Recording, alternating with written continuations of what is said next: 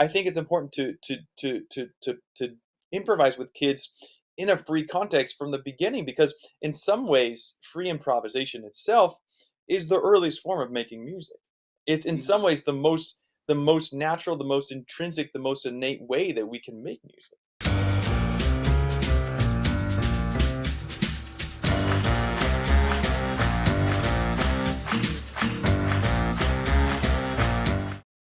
Ladies and gentlemen, welcome to the latest installment of the New York Jazz Workshop in Conversation series.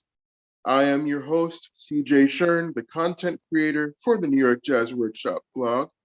And I have with me the second Eli that I've interviewed, Eli Wallace, who is a pianist and composer, and he will be one of the faculty in the New York Jazz Workshop Teens program coming up in July. Now, just before we start, Mr. Wallace just this year is a resident at composer at Kabi Wabi in Mexico, and also the Cataclysmic Trio, the album Audience Participation, was on Best of lists in 2018, I believe. So would you just like to talk a little bit about your background in blending jazz, classical, and free improvisation before we talk about your aims for the teens program next month? Sure, sure. I'd love to. Yeah, I mean, my background is I grew up playing a lot of classical music, particularly Bach, Beethoven, and Debussy, and then I've of course got really into jazz. I was always into jazz ever since I was a little kid, but I got really into it more as I guess I'd say preteen. You know, studying Monk and Herbie and all those pianists, and then as I kind of got more into really studying jazz, I started to be more interested in kind of the free improvisation side of things.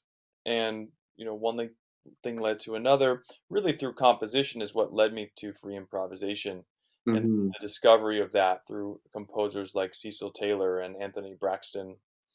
Um, and then I started, composing in a style that was essentially more free, instead of just kind of using the traditional kind of head solo format in jazz. And then Mm-hmm. that led me into really being interested in free improvisation, which is kind of what all of my practice centers around now, and the creation of sound and how that sound interacts with the world and with other musicians, and then writing compositions that also deal with how to interact in an improvisational context, really with oneself or with the sounds one is hearing in their environment or with other musicians. Mm. Yeah, I did take a listen to Expeditions, which was pretty intense.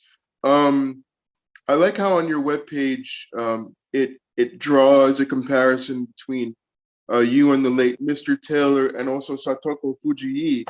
Um, uh, and you're originally from Oakland, so was there a rich free improvisation scene in Oakland before you moved to Brooklyn?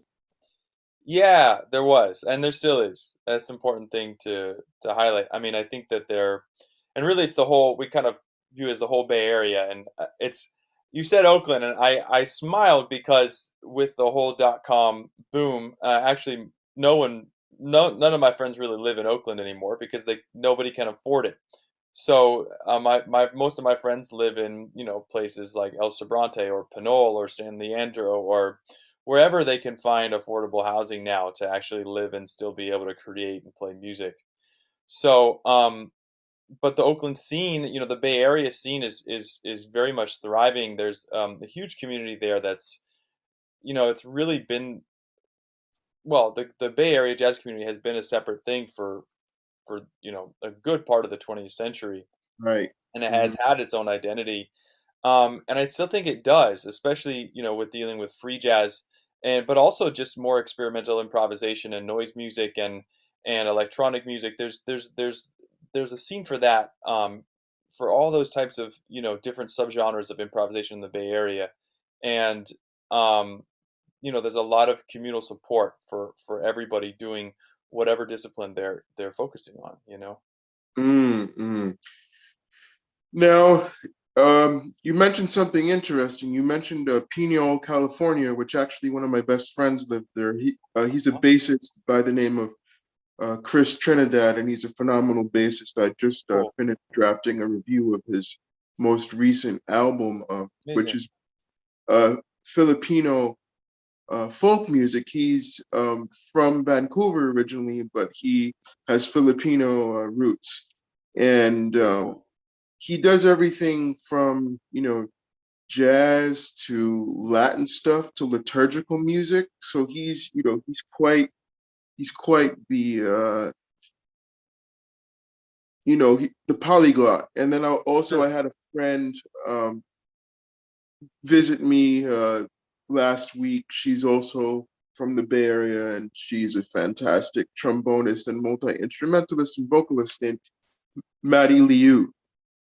And but you mentioned something Mhm. at the top of this this interview, and this is Yeah, before I'm going to get to what your plans are for sure. your program. But you mentioned how composition kind of led you to free improvisation, and you also mentioned noise music.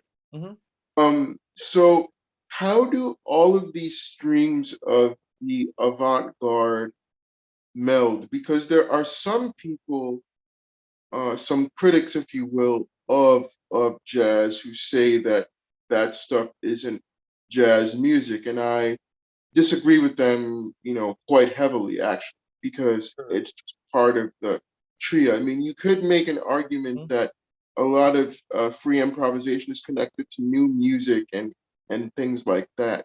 But for you, how do they all connect? Wow, that's a really cool question.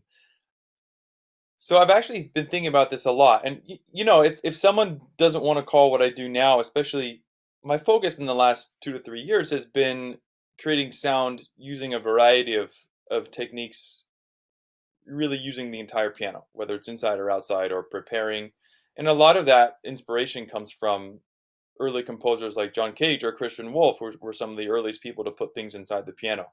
As John Cage was essentially interested in creating a percussion ensemble just out of the piano because, well, he was trying to write music for dance classes and they couldn't pay an entire percussion ensemble. So he was like, well, what do I do? And he started experimenting with putting things in the piano to create a percussion ensemble. And that's what kind of led me to, well, amongst other things, a lot of pianists are doing that now, of course. But a lot of other pianists. But if we take the history of that, it really stems back to John Cage. So Mhm. my focus lately has been in playing inside the piano and creating noises and textures. So in some ways, that's like you said, more akin to noise music and maybe a lineage that comes from that tradition and music. Is maybe even like electronic music and music all the way back to music concrete, rather than jazz. Or even in a more modern context, new music, the new music scene is where maybe that's used more prevalently. Um, Mhm. Mhm. I, of course, think they're all related. I still consider what I do an extension of jazz because that's my background in terms of improvisation, right? My Right. my background in improvisation is playing jazz and exploring improvisation through that medium, which then led to these other things. Mhm. Um, I feel like I've kind of changed gears a lot in my career, since kind of coming out of music school, and I think I've embraced these changes not as a repudiation of my past or what I've done previously, but just as an extension, you know? Right. And I think that everything I've done previously informs what I'm doing now.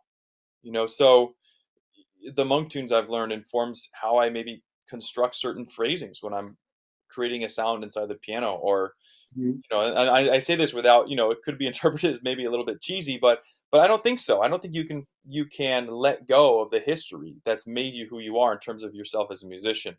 And ironically, a lot of jazz critics still have reviewed my album. I have put a latest solo album that deals a lot with inside the piano stuff, and some reviewers that took the time to listen are reviewers that do a lot of other reviews of jazz albums.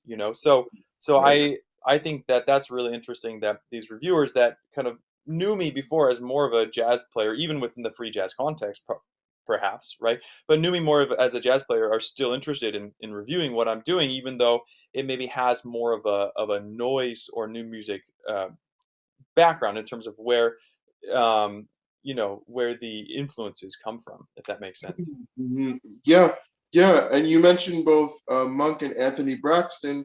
Hmm. Um, that's funny because I've been listening, quite a bit recently to Chick Corea's albums, Circling In and Circulus, which are Uh-huh. basically the start of the Circle, group. They were reissued Right. recently, those two albums. Yeah. And um, yeah, a lot of that inside the piano and everything that you're talking about. Chick was also doing that, Totally. very early on in his career. And he did that all throughout his Yeah. career. I mean, even till the end, he had that avant streak. And I remember a comment that he made at the time when he created the album is Hmm. he felt that free improvisation was it Uh-huh. as far as the culmination of music. But then, as we know, he branched out into many different areas. Sure. Yeah. But this conversation, because we do have limited time, it's so Mhm. fascinating. We could go in so many areas. But Totally. is there any way that with the teens program that you plan on bringing free improvisation to children? Because I believe that if children are exposed to avant-garde jazz at a very early age, it Mhm. could have an impact because sometimes avant-garde jazz just kind of sounds like fun, you know, um, all those in the piano things. And then also you have to have, I believe, a sense of humor about a lot of avant-garde jazz because a lot of avant-garde jazz is funny, and the musicians, like Peter Broxman with titles like Nipples and Mhm. Balls and all that. It's like it's funny, and I think a lot of the fan bases I've observed over the years takes the music a little bit too seriously, but Mhm. there are also fans who take it less seriously too. But it's I Sure. think it's fun in avant-garde. So how do you plan to use your backgrounds in this program in July? Sure. Well, first I want to comment on talking about free jazz as fun because I totally agree with you, and I think it can go two ways, right? I think sometimes we take ourselves too seriously, but also sometimes it's important to take ourselves seriously in what we're doing. Otherwise, we're not going to convince people sometimes, that maybe are newcomers or are skeptical of what we're doing. So I think both things are important. I just was cracking up that you mentioned Broadsman and those titles because yeah, I've spent a lot of time with that music, of course. Machine Gun, Machine Gun, right? Alarm. Right. And yeah, I think a lot of people think that pre improvisation is taken too seriously, and I think a lot of people come from a background of I mean, it really does have like a more kind of punk zeitgeist, right? Than a lot of jazz music, than that's like more refined, and I think like it's important to stick to that energy sometimes and like realize what we're doing and realize the context of what we're doing it and act accordingly. It is can be silly, it can be funny, and it's important not to shy away from those things. Mhm, mhm, mhm. Um, in terms of kids, I mean, I I think that's a huge emphasis. And like I had the most amazing music teachers growing up. I'm not gonna fault my music teachers at all because they were incredible, and they have made me who I am today as a person and a musician. But like being an adult now, sometimes I wish that my teachers as a kid had like exposed me more to this music, to avant-garde music, jazz in particular, right? Right. Because Mhm. I found it later, kind of by myself in a kind of autodidactic way, which I bring up that word because that's so important. Um, and that stems from like the AACM, right? Which is it's such an important part of their practice in this autodidactic approach to improvisation and music in general. And I bring that up because I think it's important to expose children to music at an early age that's more avant-garde. That's maybe not your normal jazz that their parents would put on, or whatever. Or maybe their parents are into avant-garde music. I don't know. Um, but yeah, I've taught a lot of clinics that center around free improvisation. And even when we're talking about jazz, sometimes I start with the idea of improvisation, just outside of the context of the tune, or even outside of the changes or outside of the rhythm, just thinking about improvisation itself and how to conceptualize that. How do we improvise? And I think it's important to improvise with kids in a free context from the beginning, because in some ways free improvisation itself is the earliest form of making music. It's in some ways the most natural, the most intrinsic, the most innate way that we can make music. We didn't make music through composition. We discovered sound as humans through improvisation, through experimentation. With what we could make sound with, right? First, our voice, right, or drums, or just hitting something, making a sound through movement, right? So improvisation is like in some ways the most natural way to make music. So a lot of the times in jazz clinics, we just start with that, with making sound, with improvisation, and through that we start to create form and development, or different ways of putting our ideas and our material together. And then through that, sometimes we, or not sometimes, often we eventually get to, um, creating and formulating our ideas over changes, or over jazz forms, right? So Right, right. yeah, I think it's crucial, and I think that every student should and can improvise freely. And sometimes, breaking students out of that context, out of needing something to improvise over, can free them up when they are improvising over jazz, if that makes sense. Yeah. Yeah. And the AACM is so important. I used to Agreed. have a box set, which unfortunately, in January of this year, I lost my previous apartment due to an electrical fire, and I lost everything in the fire, and I lost. Sorry to hear that. Really, yeah, thank you. I'm in a new place now. Things are much better. But Good. I lost, my entire CD collection, which was like 1,500 CDs, and the 50th anniversary of ECM, they released Hmm. uh, an art ensemble of Chicago box set, which had all of their recordings for the label, plus everybody who recorded in the AACM and A art ensemble for ECM in that box. So they had like Roscoe Mitchell's recordings and Lester Bowie's recordings and Hmm. some Jack DeJohnette recordings, and it was a fantastic set because you Yeah. could you That's could fantastic. travel that. Because really, I mean, Mhm. you know, for me, Yeah. the Art Ensemble of Chicago really, that was the history of jazz and the history of music all in one stop. I mean, there's people who talk about, jazz at Lincoln Center and stuff like that as showing the history of jazz, but not really. It's a specific era. Totally. Jazz at Lincoln Center, or I mean, the Art Ensemble of Chicago was really showing jazz history filtered through the avant-garde in such an amazing way. Absolutely. Yeah. And, one of my favorite albums of theirs actually is Urban Bushman. Uh-huh. Um, the live album. That's a great album. And actually, one of my favorite albums of free improv is Zero Tolerance for Silence by Pat Metheny. Okay, interesting. But you've heard that album? Yeah, I have. I have. Yeah. I haven't spent as much time with that. I think I spent more time with maybe like Song X or something like that. Oh yeah, yeah, yeah. Um, but that album was sort of an experiment of kind of dealing with the sounds of like everyday life. And Sure. a lot of people said that was FU to their record company at the time. No, it was just Pat doing his thing. Hmm. And it's very richly fascinating listen when you listen to. Sure. Also like Derek Bailey, KG Hano. Oh man, Mhm. KG Hano. He has a group with Balas Pandi, and I think it's not Mats Gustafsson, it's somebody else. But I remember reviewing an album Yes, I Um, know who you're talking about. I know that, what you. I can't remember the name of the album, but I know what you're talking about. Yeah. yeah, it was that that was a really great record. Hmm. But I think the thing that's the most fun for me about free improvisation Yeah. is when people come over to my house, I'll put on something really free just to get their reaction. Because if people are not used to that, Hmm. they're like, "Oh, what is this? Turn that on."